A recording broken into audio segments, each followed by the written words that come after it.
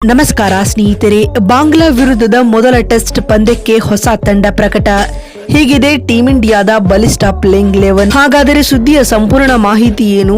ಅಷ್ಟಕ್ಕೂ ಬಾಂಗ್ಲಾ ವಿರುದ್ಧದ ಮೊದಲ ಟೆಸ್ಟ್ ಪಂದ್ಯಕ್ಕೆ ಟೀಂ ಇಂಡಿಯಾದ ಪ್ಲೇಯಿಂಗ್ 11 ಹೇಗಿರಲಿದೆ ಮತ್ತು ಪಂದ್ಯದ ಪಿಚ್ ರಿಪೋರ್ಟ್ ಕತೆ ಏನ್ ಹೇಳುತ್ತೆ, ಹಾಗೂ ಟೆಸ್ಟ್ ಕ್ರಿಕೆಟ್ನಲ್ಲಿ ಭಾರತ ಹಾಗೂ ಬಾಂಗ್ಲಾ ತಂಡಗಳ ಹೆಡ್ ಟು ಹೆಡ್ ದಾಖಲೆ ಹೇಗಿದೆ, ಹೀಗೆ ಇದರೆಲ್ಲದರ ಬಗ್ಗೆ ಇವತ್ತಿನ ಈ ಒಂದು ವಿಡಿಯೋದಲ್ಲಿ ಕಂಪ್ಲೀಟ್ ಆಗಿ ತಿಳಿಸ್ಕೊಡ್ತಾ ಹೋಗ್ತೀನಿ. ಹೀಗಾಗಿ ದಯವಿಟ್ಟು ಈ ವಿಡಿಯೋವನ್ನ ಕೊನೆವರೆಗೂ ನೋಡಿ ಸ್ನೇಹಿತರೆ. ಆದರೆ ಅದಕ್ಕಿಂತಲೂ ಮುನ್ನ ನಿಮ್ಮ ಪ್ರಕಾರ ಭಾರತ ಹಾಗೂ ಬಾಂಗ್ಲಾ ನಡುವಿನ ಟೆಸ್ಟ್ ಸರಣಿಯನ್ನ ಟೀಂ ಇಂಡಿಯಾ ಗೆಲ್ಲಬಹುದಾ ಅಥವಾ ಇಲ್ಲವಾ ಎನ್ನುವುದನ್ನ ಎಸ್ ಅಥವಾ ನೋ ಎಂದು ಕಾಮೆಂಟ್ ಮಾಡಿ ತಿಳಿಸಿ. ಹೌದು ಸ್ನೇಹಿತರೆ, ಭಾರತ ಮತ್ತು ಬಾಂಗ್ಲಾದೇಶ ನಡುವಿನ 2 ಪಂದ್ಯಗಳ ಟೆಸ್ಟ್ ಸರಣಿಯ ಮೊದಲ ಪಂದ್ಯವು ಇದೇ ಸೆಪ್ಟೆಂಬರ್ 19ರಂದು ಅಂದ್ರೆ ಬರುವ ಗುರುವಾರ ಚೆನ್ನೈನ ಎಂಎ ಚಿದಂಬರಂ ಕ್ರೀಡಾಂಗಣದಲ್ಲಿ ಪ್ರಾರಂಭವಾಗಲಿದೆ ಸ್ನೇಹಿತರೆ. ವಿಶ್ವ ಟೆಸ್ಟ್ ಚಾಂಪಿಯನ್ಶಿಪ್ನ ದೃಷ್ಟಿಕೋನದಿಂದಾಗಿ ಉಭಯ ತಂಡಗಳಿಗೂ ಈ ಸರಣಿಯು ಅತ್ಯಂತ ಮಹತ್ವದ ಸರಣಿಯಾಗಿದೆ ಸ್ನೇಹಿತರೆ. ಹೀಗಾಗಿ 2 ತಂಡಗಳು ಗೆಲುವಿನ ಗುರಿಯೊಂದಿಗೆ ಸಮರಾಭ್ಯಾಸವನ್ನ ಕೂಡ ಶುರು ಮಾಡಿಕೊಂಡಿವೆ ಮತ್ತು ಈಗಾಗಲೇ ಟೀಂ ಇಂಡಿಯಾವು ಚೆನ್ನೈನಲ್ಲಿ ತನ್ನ ಅಭ್ಯಾಸವನ್ನ ಶುರು ಮಾಡಿಕೊಂಡಿದೆ. ಅಲ್ಲದೆ ಕೋಚ್ ಆಗಿರುವ ಗೌತಮ್ ಗಂಭೀರ್ ಹಾಗೂ ಬೌಲಿಂಗ್ ಕೋಚ್ ಆಗಿರುವ ಮಾರ್ನೆ ಮಾರ್ಕಲ್ ರವರ ಮುಂದಾಳತ್ವದಲ್ಲಿ ಟೀಂ ಇಂಡಿಯಾ ಆಡುತ್ತಿರುವ ಮೊದಲ ಸರಣಿ ಇದಾಗಿದೆ. ಹೀಗಾಗಿ ಈ ಸರಣಿಯು ಅತ್ಯಂತ ಮಹತ್ವವನ್ನ ಪಡೆದುಕೊಂಡಿದೆ ಸ್ನೇಹಿತರೆ. ಇದಲ್ಲದೆ ಹಲವು ಸಮಯದ ಬಳಿಕ ಟೀಂ ಇಂಡಿಯಾಗೆ ವಿರಾಟ್ ಕೊಹ್ಲಿ, ಕೆಎಲ್ ರಾಹುಲ್ ರಂತಹ ಸ್ಟಾರ್ ಆಟಗಾರರು ತಂಡಕ್ಕೆ ಕಮ್ ಬ್ಯಾಕ್ ಮಾಡಿದ್ದಾರೆ ಅಂತ ಹೇಳಬಹುದು.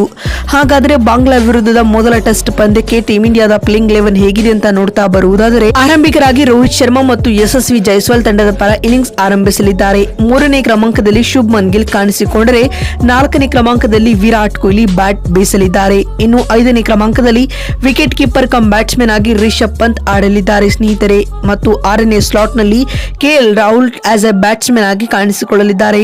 ಇನ್ನು 7ನೇ ಕ್ರಮಾಂಕದಲ್ಲಿ ಸ್ಟಾರ್ ಆಲ್ರೌಂಡರ್ ಆಗಿ ರವೀಂದ್ರ ಜಡೇಜಾ ಆಡಿದರೆ 8ನೇ ಕ್ರಮಾಂಕದಲ್ಲಿ ಇನ್ನೋರ್ವ ಸ್ಪಿನ್ ಆಲ್ರೌಂಡರ್ ಆಗಿ ಅಕ್ಷರ್ ಪಟೇಲ್ ಕಾಣಿಸಿಕೊಳ್ಳುತ್ತಿದ್ದಾರೆ. ಮತ್ತು 9ನೇ ಕ್ರಮಾಂಕದಲ್ಲಿ ರವಿಚಂದ್ರನ್ ಅಶ್ವಿನ್ ಆಡಲಿದ್ದಾರೆ.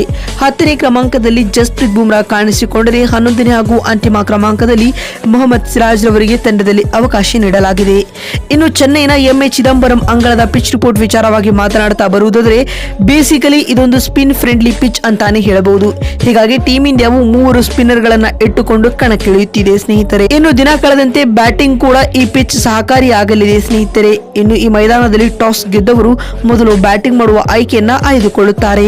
ಇನ್ನು ಟೆಸ್ಟ್ ಕ್ರಿಕೆಟ್ ನಲ್ಲಿ ಭಾರತ ಹಾಗೂ ಬಾಂಗ್ಲಾ ತಂಡಗಳ ಹೆಡ್ ಟು ಹೆಡ್ ದಾಖಲೆ ಬಗ್ಗೆ ಮಾತನಾಡುವುದಾದರೆ, ಇಲ್ಲಿವರೆಗೂ ಭಾರತ ಮತ್ತು ಬಾಂಗ್ಲಾ ತಂಡಗಳು ಟೆಸ್ಟ್ ಕ್ರಿಕೆಟ್ ನಲ್ಲಿ 13 ಪಂದ್ಯಗಳಲ್ಲಿ ಮುಖಾಮುಖಿಯಾಗಿವೆ. ಈ ವೇಳೆ ಟೀಂ ಇಂಡಿಯಾವು 11 ಪಂದ್ಯಗಳಲ್ಲಿ ದಿಗ್ವಿಜಯ ಸಾಧಿಸಿದರೆ ಇನ್ನುಳಿದ 2 ಪಂದ್ಯಗಳು ಡ್ರಾ ಆಗಿವೆ. ಈ ಪೈಕಿ ಬಾಂಗ್ಲಾ ತಂಡವು ಒಂದೇ ಒಂದು ಪಂದ್ಯವನ್ನ ಕೂಡ ಗೆದ್ದುಕೊಂಡಿಲ್ಲ.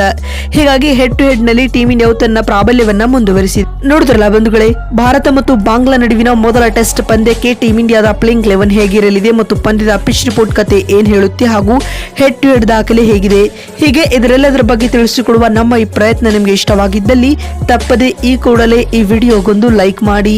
ಮತ್ತೊಂದು ವಿಡಿಯೋದಲ್ಲಿ ಸಿಗ್ತೀನಿ. ಅಲ್ಲಿವರೆಗೂ ನಮಸ್ಕಾರ.